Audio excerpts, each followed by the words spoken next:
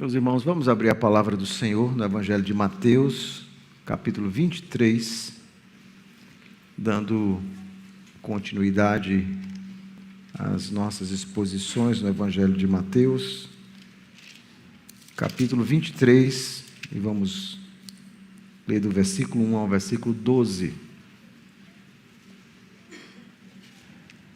Nós vimos nas sessões anteriores aquele debate intenso entre Jesus e os fariseus e também saduceus, mas especialmente os fariseus.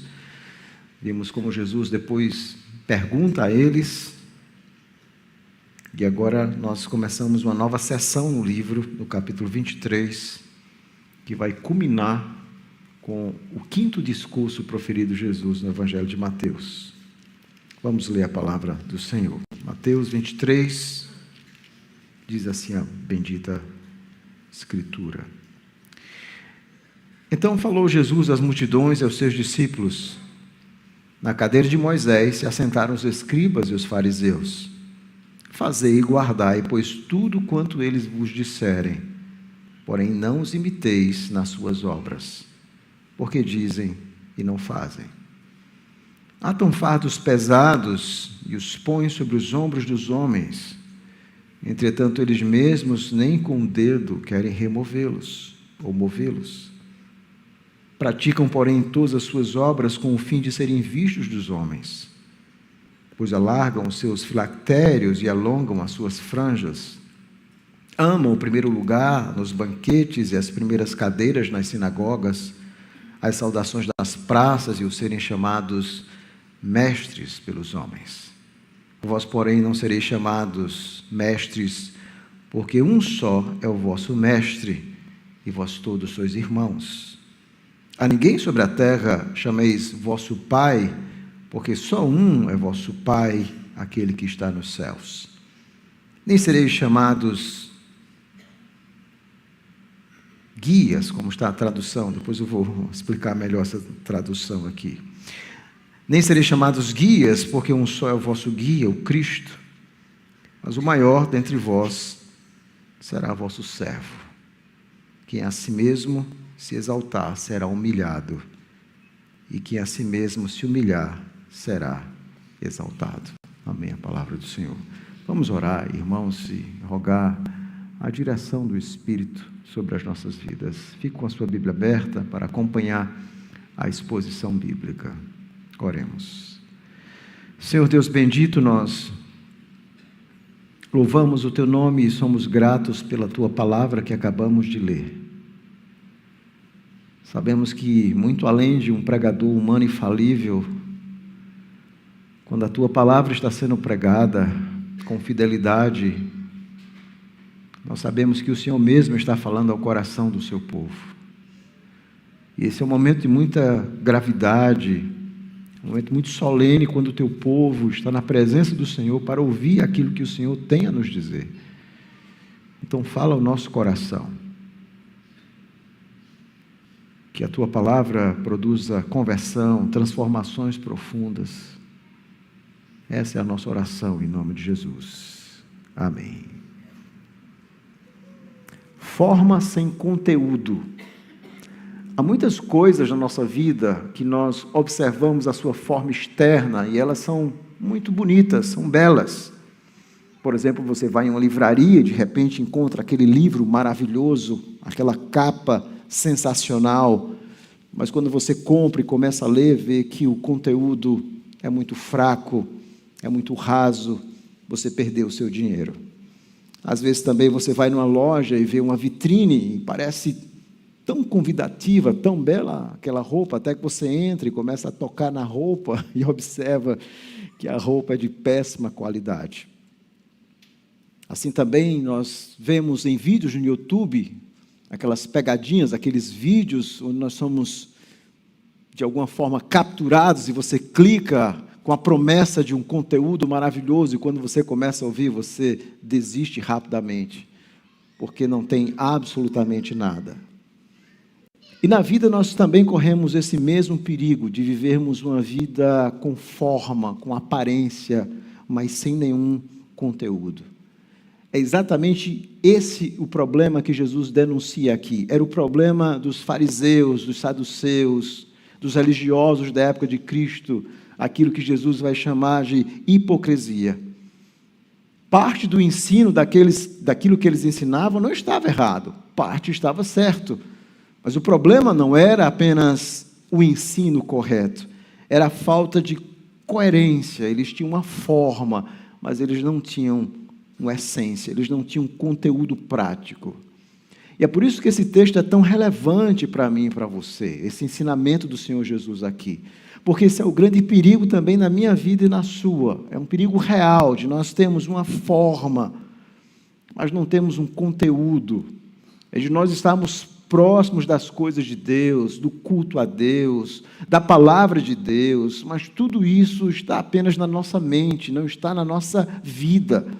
Isso não exala no nosso coração. É uma forma sem conteúdo. Aqui Jesus denuncia a religiosidade hipócrita dos escribas e fariseus. E esse é um texto de profunda relevância para nós. Mas qual é o ponto desse texto? O que é que Jesus quer ensinar? É isso que nós vamos analisar nesse momento. Primeiro, nós vamos analisar esse texto à luz do seu contexto. Como nós vimos, Mateus, em seu evangelho, ele vai ter uma proposta literária muito clara. Ele vai construir o seu evangelho dentro daquilo que nós chamamos uma narrativa cronológica discursiva. Ela é cronológica porque ela começa narrando os atos da infância de Cristo, a encarnação de Cristo como Deus homem.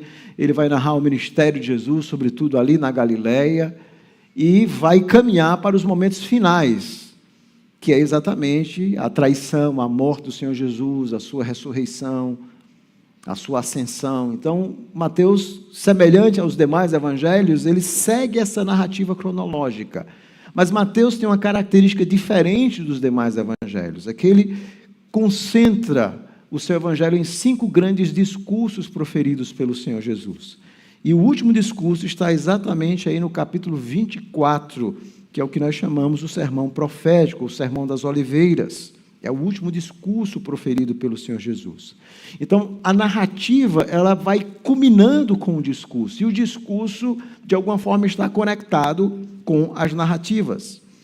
E o capítulo 23 é exatamente esse momento onde Mateus vai preparando os leitores para o discurso. Porque, de alguma forma, o discurso vai mostrar como Deus vai trazer juízo sobre a nação de Israel por terem rejeitado o Messias Jesus Cristo. Então, aqui no capítulo 23, aqui, de alguma forma, é um discurso, inclusive alguns estudiosos preferem ver o discurso começando no capítulo 23, versículo 13, até o final do discurso, lá no capítulo 26, versículo 1, então alguns entendem que isso é um único discurso, mas parece que é mais lógico entender o capítulo 23 como sendo um gênero profético, de denúncia profética.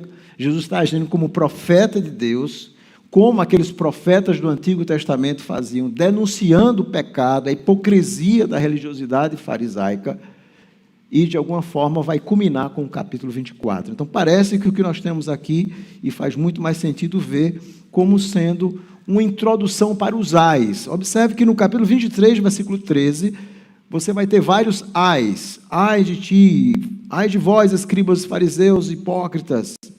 E o que é o ai? Bom, o ai no Antigo Testamento era muito usado pelos profetas, era um cântico de desgraça. Os profetas usavam para denunciar o pecado do povo, é o contrário das bem-aventuranças.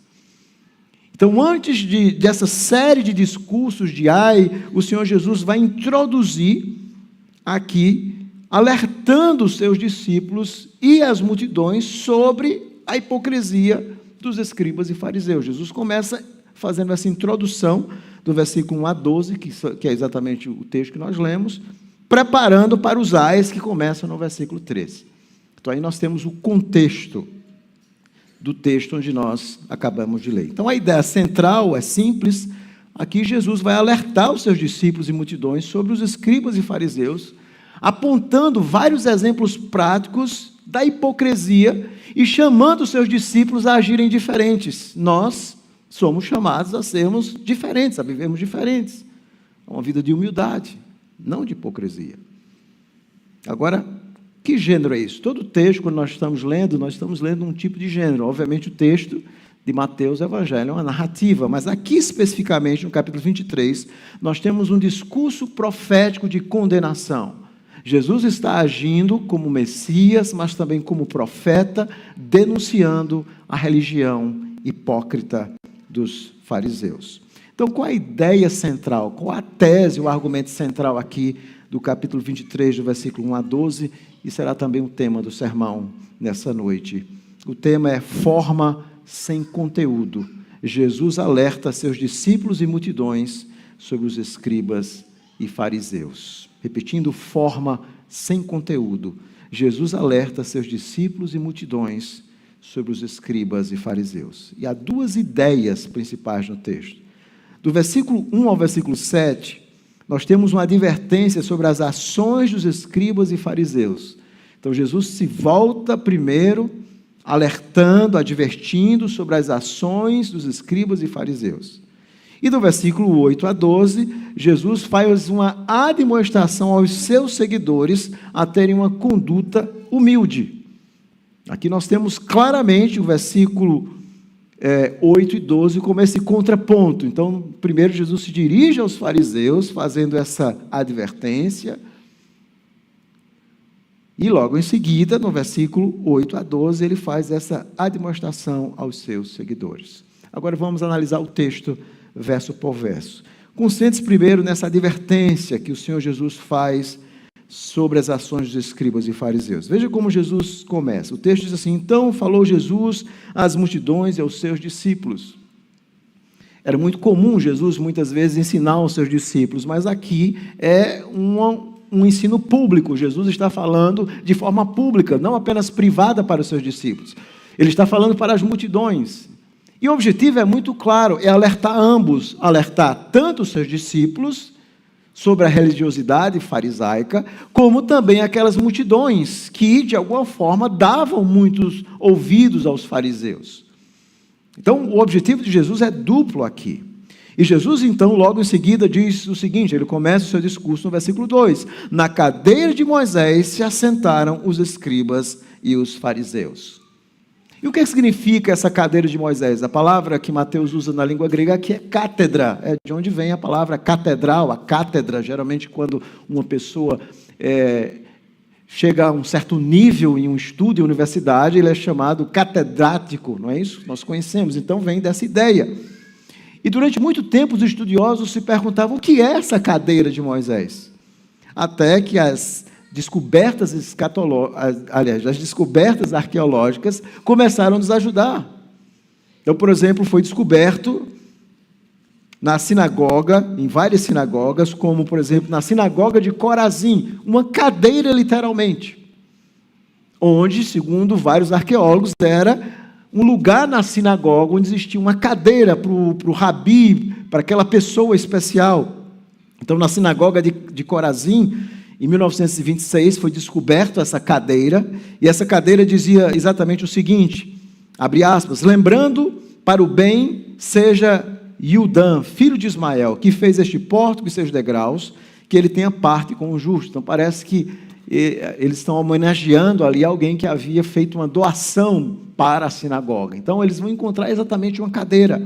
Na sinagoga de Engedi também, nós encontramos uma cadeira, um banco especial posicionado na frente ali do local para as pessoas, onde era lida a lei de Deus. Então, várias evidências arqueológicas mostram que, aparentemente, parece que essa era a ideia de Cristo aqui, existia de fato um local especial onde esses mestres se sentavam, onde eles exerciam o ensino, onde no sábado, na sinagoga, eles pegavam então a lei de Moisés e começavam a ensinar e a explicar ao povo. E é isso que Jesus diz, eles então, os escribas e fariseus, existiam vários judeus, mas especialmente essa seita de escribas, daqueles que interpretavam a lei, eles amavam sentar na cadeira de Moisés, eles amavam esse primeiro lugar, eles amavam serem vistos.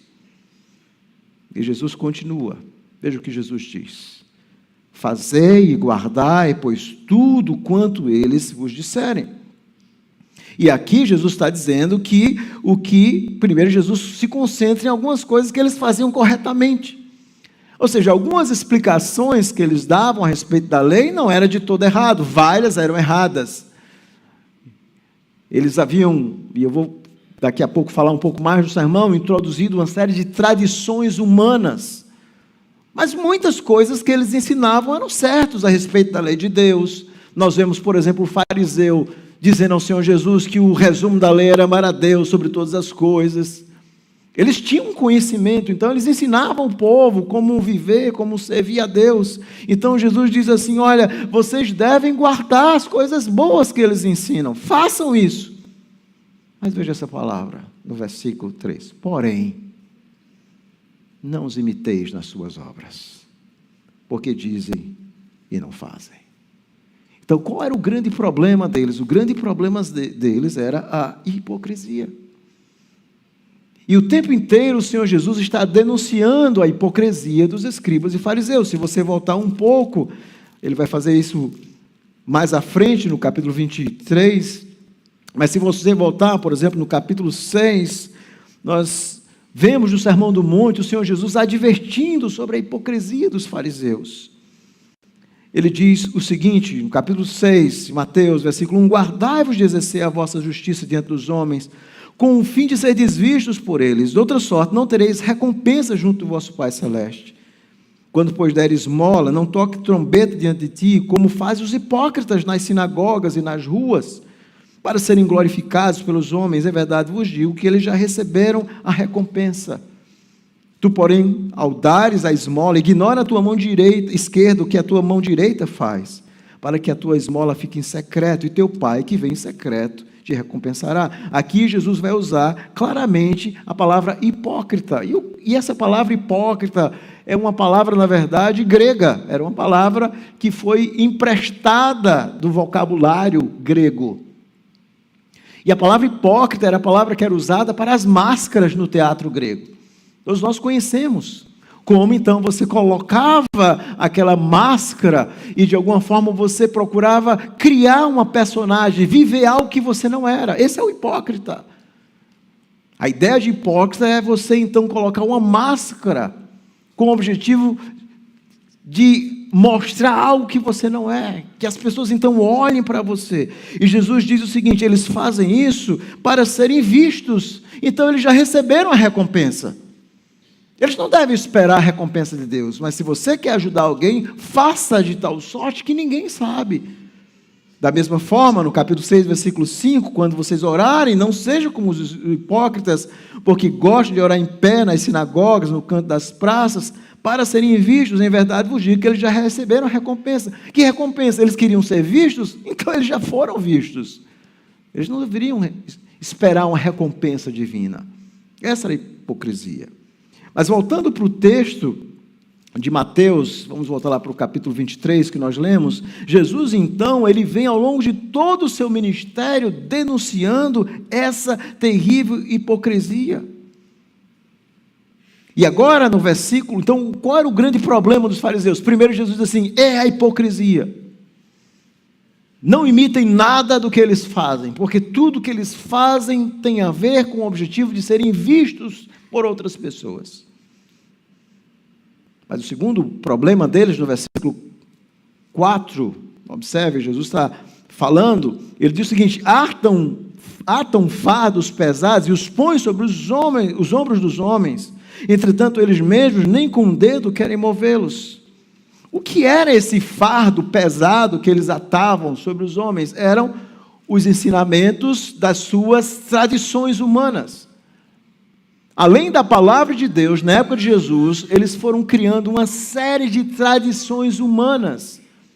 Tradições que não tinham apoio na palavra de Deus, fardos terríveis.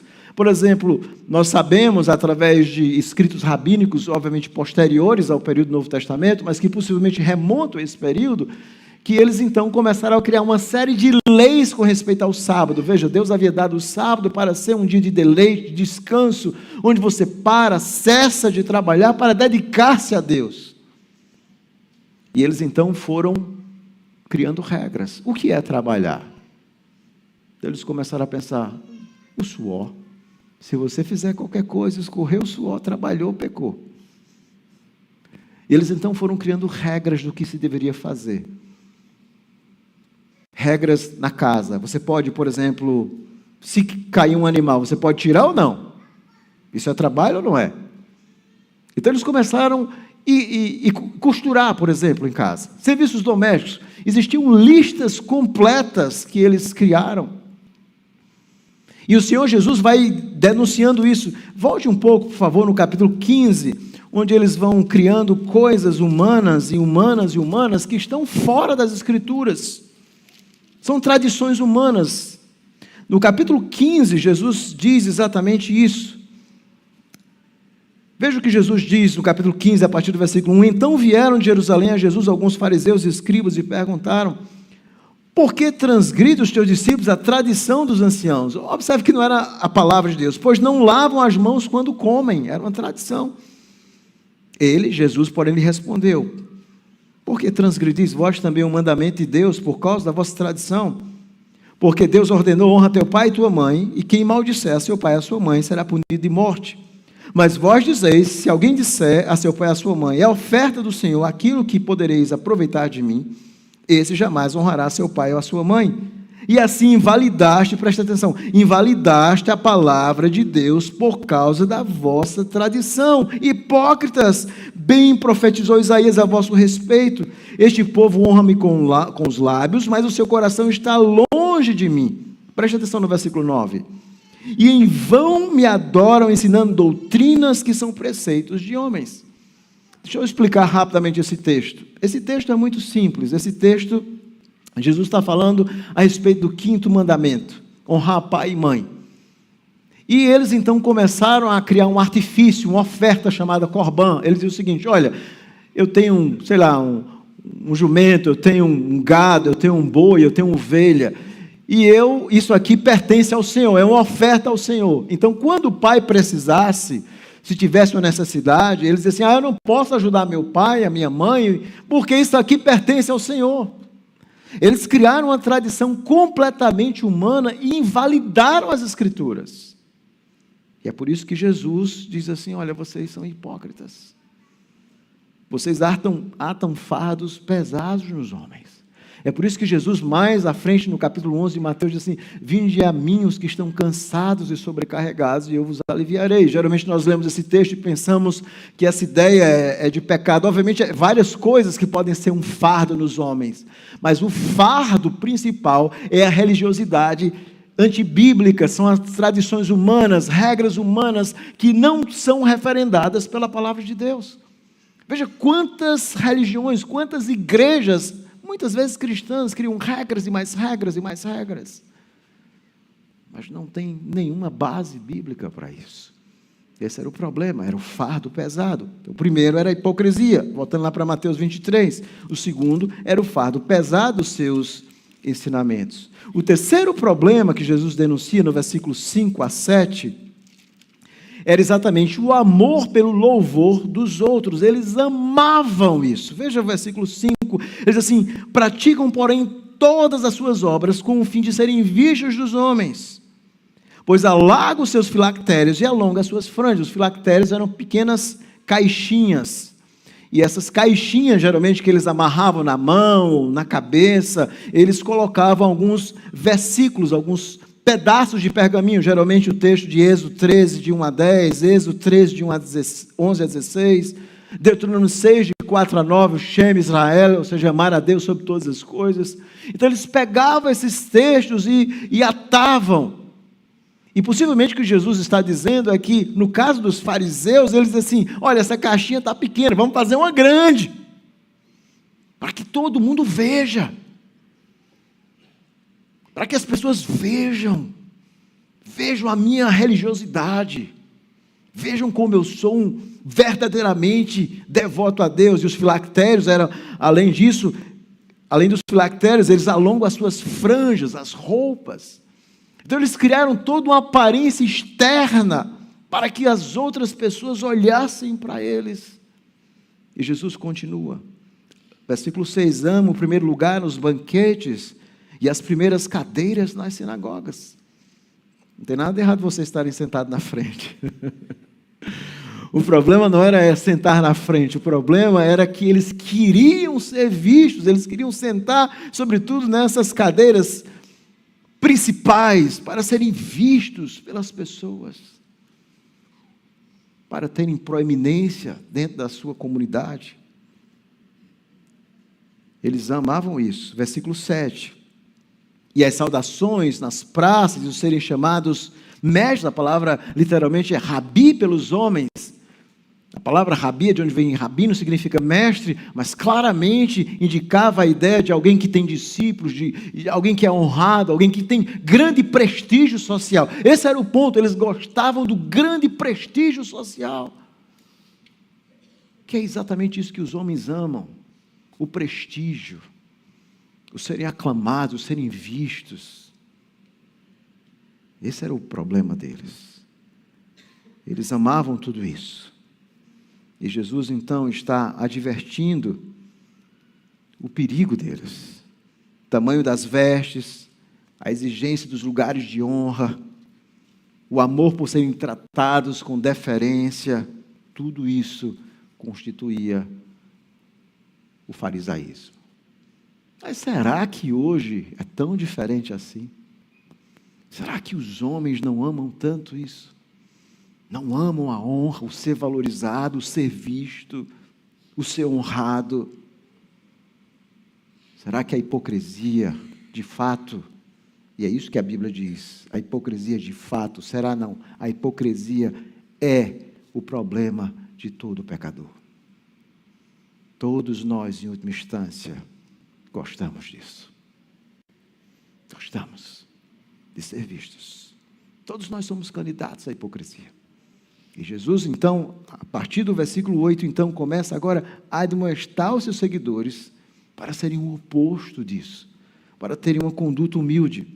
Veja o versículo 8, veja a força do versículo 8. Vós, porém, ou seja, vocês, por outro lado, diferente disso. Vós, porém, não sereis chamados rabis. Eu vou fazer uma tradução mais literal do texto grego, tá bom? Vós, porém, não sereis chamados rabi, porque um só é o vosso rabi, e vós todos sois irmãos. E, obviamente, Jesus está mostrando o seu papel como Cristo, como aquele que veio, não apenas salvar um povo, mas dar o verdadeiro significado da lei de Deus. Jesus não apenas vem cumprir a lei de Deus, como ele diz lá em Mateus, no capítulo 5, no Sermão do Monte, no versículo 17. Ele não apenas vem cumprir a lei de Deus, ele vem interpretar a lei de Deus. E nessa interpretação que Jesus faz, volte comigo, por favor, ao Sermão do Monte, mais uma vez. Jesus vai contrapor exatamente esse ensinamento equivocado de muitos de sua época. Por exemplo, Jesus, ele vai dizer no versículo 17 que não veio revogar a lei, mas a partir do versículo 21, ele começa a reinterpretar a lei. Ouviste que foi dito aos antigos, aqui ele não está dizendo, olha, o Antigo Testamento dizia isso, eu estou dizendo isso. Não é nada disso. Esses antigos aqui eram exatamente esses rabinos que viveram antes de Cristo, que interpretavam a lei, muitas vezes de forma equivocada. Ouviste que foi dito, não matarás, e quem matar está sujeito a julgamento. Eu, porém, vos digo que todo aquele que se irá contra seu irmão estará sujeito a julgamento, e quem proferir um insulto a seu irmão estará sujeito a julgamento, e quem lhe chamar tolo estará sujeito a julgamento. Ou seja, o ensinamento dos fariseus, ele abordava muito o aspecto externo. Olha, você não pode matar ninguém, senão você vai ser julgado. Jesus diz, mas o assassinato também é quando nós odiamos alguém, e aquela ira, aquela raiva no coração, porque o alvo da lei de matar é o coração do homem. Da mesma forma, Jesus vai explicar, ele fala do homicídio, do adultério. Ouviste que foi dito, não adulterarás, eu porém vos digo, qualquer que olhar com a mulher com intenção impura no coração, já adulterou com ela. Como eu já expliquei em outros sermões, o conceito de coração na época de Jesus não é o nosso. A gente geralmente fala mente e coração como duas coisas. Coração tinha a ver com mente, vontades, afetos, é o todo, é o ser humano todo, isso era o conceito de coração. Então Jesus está dizendo que o problema principal do homem é o coração. Deus quer o coração, Deus quer ver a intenção profunda. A forma não interessa apenas a Deus. E esse foi o grande problema de Israel. Várias e várias vezes o povo fazia aquela cerimônia, naqueles cultos. Veja, a forma estava toda certa, mas Deus diz assim: eu não suporto vocês. Eu não suporto iniquidade associada ao ajuntamento solene. Eu não aguento, eu estou sofrendo de ver esse culto. Porque não havia coração. E aqui Jesus diz assim: olha, não chamem a ninguém. Vamos voltar lá para Mateus 23. Eu sou o verdadeiro rabi. Eu sou o mestre de vocês. E logo em seguida ele diz o seguinte, no versículo seguinte: a ninguém sobre a terra chameis vosso pai, porque só um é vosso pai, aquele que está no céu. Será que Jesus está dizendo que nós não podemos chamar ninguém de pai? Estaríamos fritos, né? Aqueles que comemoraram o Dia dos Pais hoje. Obviamente não. A ideia de pai era a forma como esses mestres gostavam de ser tratados. Então, algumas vezes eles eram chamados de rabi, mas algumas vezes eles exerciam um poder grande sobre os seus discípulos, eles eram chamados de pai. E Jesus disse: ninguém é o pai de vocês que ensina. Aqueles que ensinam não são maiores do que vocês que estão sendo ensinados.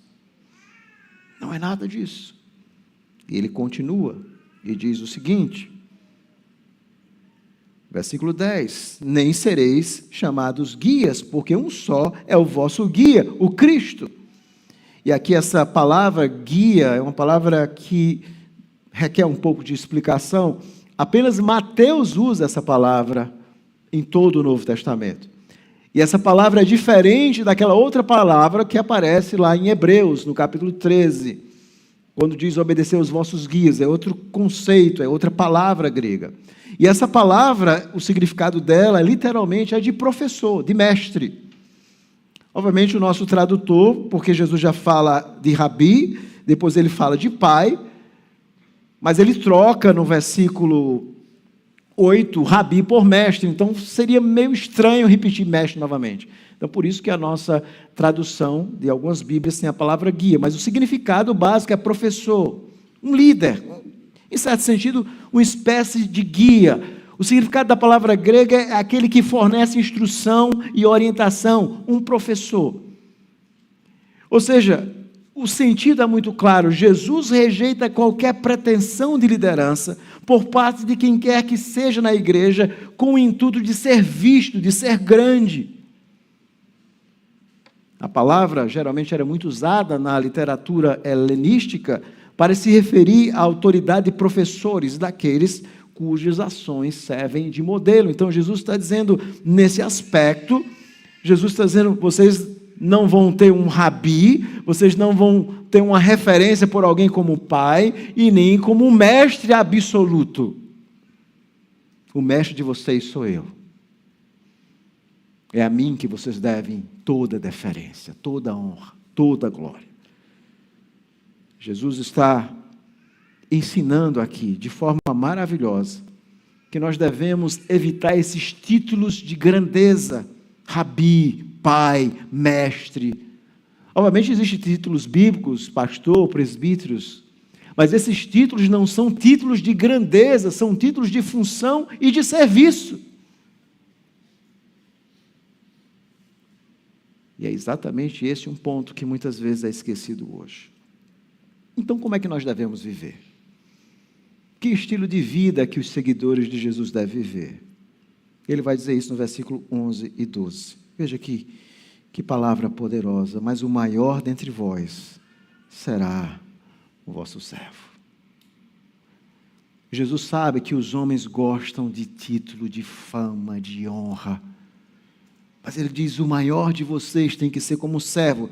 Geralmente a palavra servo no Novo Testamento são duas palavras gregas que geralmente aparecem. A palavra doulos, que às vezes é traduzida por servo, que é escravo, E a palavra de onde vem diácono, que tem essa ideia de servo mesmo, alguém que realiza uma tarefa por ordem de um superior. Essa é a ideia básica. Você é um servo. E aqui Jesus diz assim, olha, entre os meus discípulos não há uma superioridade, porque vocês são servos. Só existe um Senhor que é Cristo. É exatamente isso que eu expliquei hoje de manhã, porque as igrejas reformadas, presbiterianas, a forma de governo delas é uma pluralidade de presbíteros. E por que nós não vemos apóstolos instituindo outros apóstolos? E esses termos, presbítero, que significa ancião, bispo, supervisor, pastor, são termos sinônimos no Novo Testamento. Não são gradações de honra, de poder. E por que todas as igrejas que vão sendo plantadas no Novo Testamento, eles então elegem os presbíteros? Por que uma pluralidade? Por que não tem uma pessoa que manda na igreja? O chefe, o líder? Porque na igreja só há um cabeça que é Cristo. Só um. Todos nós somos servos. E aquele que está com essa função de pastorear, de liderar, ele precisa entender que ele é um servo. E Jesus conclui, quem a si mesmo se exaltar será humilhado, e quem a si mesmo se humilhar será exaltado. Esse é um princípio maravilhoso.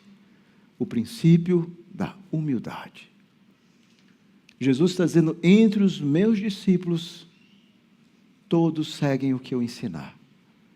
E todos vocês devem ser humildes. Por quê?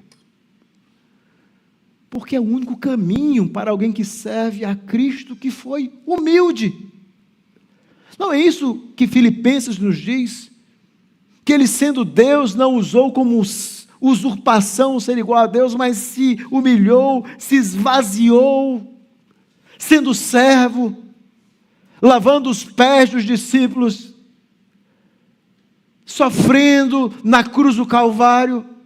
Então não é possível um cristianismo cujo coração dos seguidores de Cristo sejam baseados, ou sejam cheios e tomados de glória, de honra, porque é isso que nós naturalmente queremos.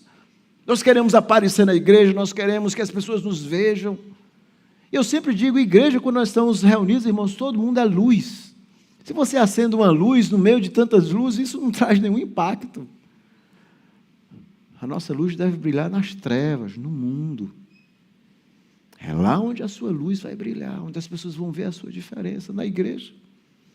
É por isso que o nosso culto precisa ser como era o culto apostólico, simples, bíblico, centrado na palavra de Deus, para nos lembrar que a glória pertence somente ao Senhor. Eu lembro que quando minhas filhas estudaram lá no Mackenzie, São Paulo, perto de onde elas moravam, existia um shopping, Frei Caneca, e lá nesse shopping tem a escola de atores Wolf Maia. E algumas vezes eu ia almoçar naquele shopping e via a quantidade de pessoas naquela escola. É uma das maiores escolas, essas pessoas que vão ser atores, dubladores no Brasil, eles fazem essa escola. E certa vez eu estava vendo, curioso, e peguei um folder. E toda a ideia do ator é você ser preparado para viver o que você não é. Ser ator é isso, você há todo um projeto para que você viva outra pessoa, crie outras personagens. Há todo um treinamento. E aqui vem a ideia grega do hipócrita, do ator, a ideia original, de você viver uma coisa que você não é. E todos nós nascemos pecadores e o pecado vai nos tornando exatamente isso, com essa capacidade de dissimulação. Veja as crianças, nós criamos filhos e desde pequeno nós vemos muitas vezes a capacidade que elas têm de criar coisas, de dissimular, de fingir, de mentir para os pais. De onde vem isso? Quem ensinou? É a raiz do coração pecador. E à medida que nós vamos crescendo, isso não vai diminuindo, isso vai aumentando, vai piorando. Nós vamos, muitas vezes, aprendendo que a escola da vida tem essa tendência de nos tornar hipócritas. E é por isso que nós precisamos da graça de Deus porque apenas humildes conseguem olhar para si mesmos e dizer assim: Senhor, tem misericórdia da minha vida, para que a minha vida seja consistente com tudo aquilo que eu creio, com tudo aquilo que eu estou ouvindo todos os domingos, com tudo aquilo que a Tua palavra ensina. Tem misericórdia. A humildade é o único remédio contra a hipocrisia. Deixa eu fazer um teste com vocês para ver se vocês descobrem quem é essa pessoa, tá bom? Vai ser um teste rápido. Descubra a personagem. Ele fez uso frequente do vocabulário cristão. Falou sobre a bênção do Todo-Poderoso. Falava das confissões cristãs que se tornariam os pilares do seu novo governo. Assumiu a seriedade de um homem sobrecarregado pela responsabilidade histórica.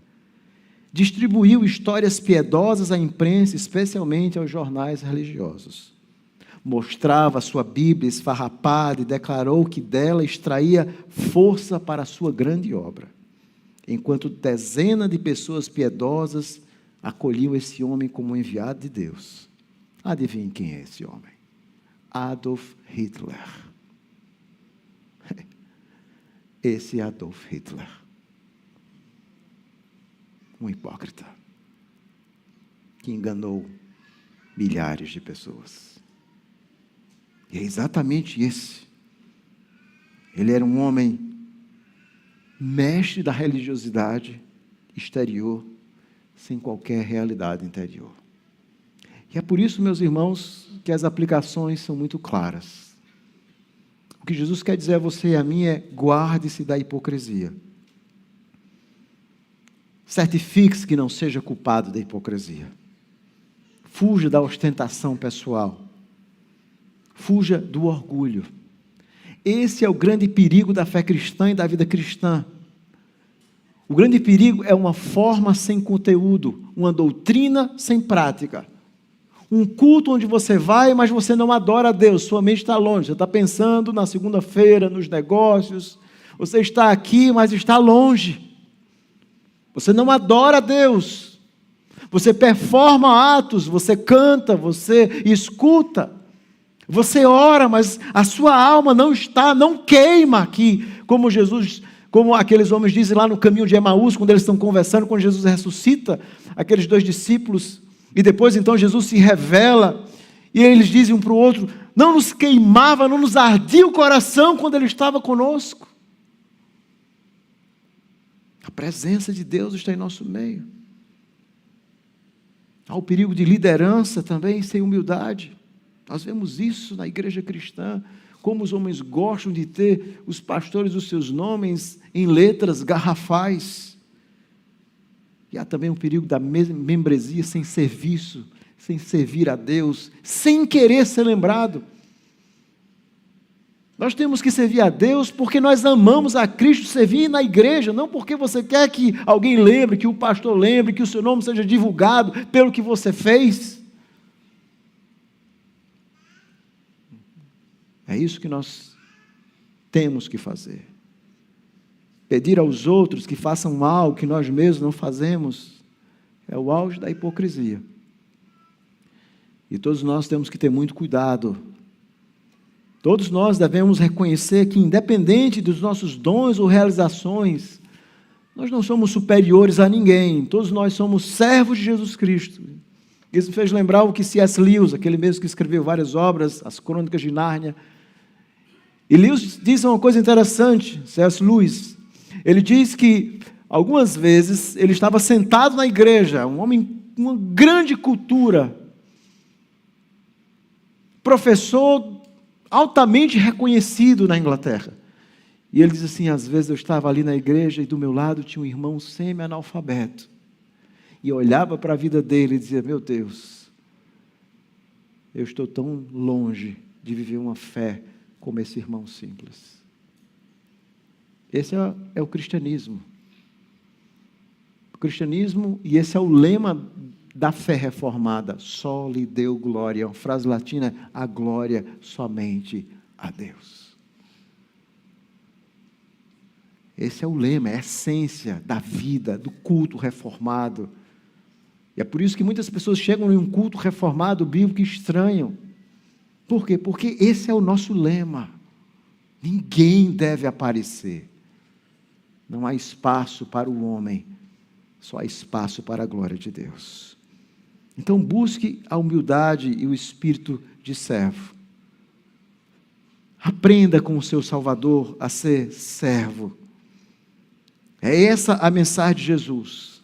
O desejo por glória humana é sempre desastroso para líderes cristãos e seus liderados. A Bíblia de fato ensina que nós devemos respeitar aqueles que estão em posição de liderança, ouvi-los, respeitá-los, mas não uma liderança cega. E a raiz de tudo isso é que muitos líderes encheram o seu coração da idolatria, da vaidade. Isso tem sido desastroso. E nós somos chamados a sermos servos. A essência, meu irmão, do Evangelho é que ele requer glória total à Santíssima Trindade. Deus não divide a sua glória com ninguém e nós nunca podemos esquecer isso. Nós nunca podemos esquecer. Mas Deus não apenas não divide a sua glória com ninguém. O que Deus quer é o seu coração. O alvo da lei é o seu coração. O que Deus quer não é a sua forma, Ele quer a sua essência. Obviamente, Ele quer também a forma é importante. Mas a forma sem essência, ela não vale absolutamente nada. Nós podemos adorar a Deus da forma correta, de acordo com o princípio regulador do culto, mas se o nosso coração não tiver essência, o nosso culto será vazio e será uma forma sem vida. Essa é a mensagem do Senhor Jesus. Nós somos chamados a viver uma vida de humildade, de submissão ao Senhor. E reconhecendo que todos nós somos irmãos. Independente da sua posição financeira, da sua intelectualidade. E é isso que torna a igreja cristã bela. Eu quero concluir dizendo isso. Lá no Império Romano existiam várias religiões, várias associações. Mas você sabia qual era o único lugar que um homem sentava ao lado de uma mulher? Que um judeu sentava ao lado de um gentio? Que um romano sentava ao lado de um bárbaro? Que um idoso sentava ao lado de uma criança? Que um pobre sentava ao lado de um rico? Que um intelectual sentava ao lado de um escravo? O único lugar eram as igrejas cristãs. Por quê? Porque esse é o cerne da mensagem. Todos nós somos servos. Os nossos rankings, reputações e títulos devem ser usados para a glória de Deus. Mas aqui, o maior precisa servir. Todos nós temos que viver em humildade. Que o Senhor nos ajude, irmãos, a viver assim, para a glória do Senhor. Vamos orar. Deus bendito, nós louvamos a Tua palavra que é santa, viva e poderosa. Muito obrigado, Senhor, porque não há, de fato, poder maior do que a Tua própria palavra. Um poder capaz de realmente nos transformar, de mudar aquilo que nós não podemos mudar em nós mesmos. Então, a nossa oração é que o Senhor tire de nós esse apego pela glória humana. Obviamente, nós somos chamados a trabalhar, a sermos bons em nossas profissões. Não há nada errado nisso. A crescermos, a planejarmos. Mas quanto mais o Senhor nos abençoar, quanto mais nós crescermos intelectualmente, financeiramente, se for da vontade do Senhor, mais nós precisamos entender que não passamos de servos e que não podemos colocar o nosso coração nessas coisas. Embora devamos ter uma atitude de gratidão ao Senhor. Nos ajuda a termos esse coração, Senhor, de servo, um coração humilde, que se autoexamina e que tem muito medo da hipocrisia. Essa é a nossa oração em nome de Jesus. Amém.